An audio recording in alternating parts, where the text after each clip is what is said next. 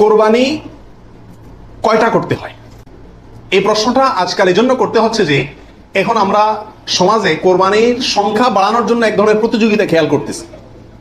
3টা গরু, 5টা গরু, 7টা গরু, এমপি সাহেব, মন্ত্রী সাহেব, ব্যবসায়ী সাহেব, বিভিন্ন সাহেবরা করে কি করে না? আসলে ইসলামী শরিয়া কি বলে কোরবানির পশু বা কোরবানির সংখ্যা কতগুলো হওয়া জরুরি?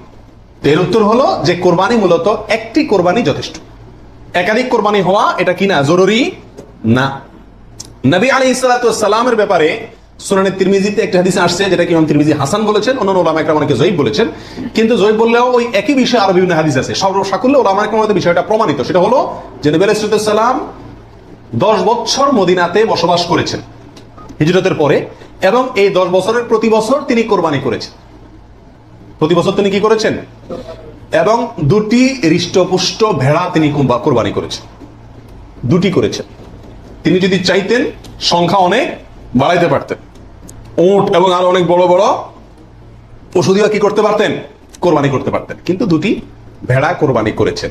তার একটি হলো তার নিজের এবং নিজের পরিবারের পক্ষ থেকে, আরেকটি তার গোটা উম্মতের পক্ষ থেকে, তাওহীদবাদী উম্মতের পক্ষ থেকে। তাহলে বোঝা গেল কোরবানির সংখ্যা বাড়ানোর ভিতরে খুব বেশি কল্যাণ নাই। হ্যাঁ, কেউ যদি কোনো এলাকাতে গরিব মানুষকে খাওয়ানোর উদ্দেশ্যে বেশি কোরবানি করে, নাম ফুটানোর উদ্দেশ্য না থাকে, তাহলে অবশ্যই সেজন্য তিনি আল্লাহর কাছে কি পাবেন? আজর এবং সওয়াব পাবেন।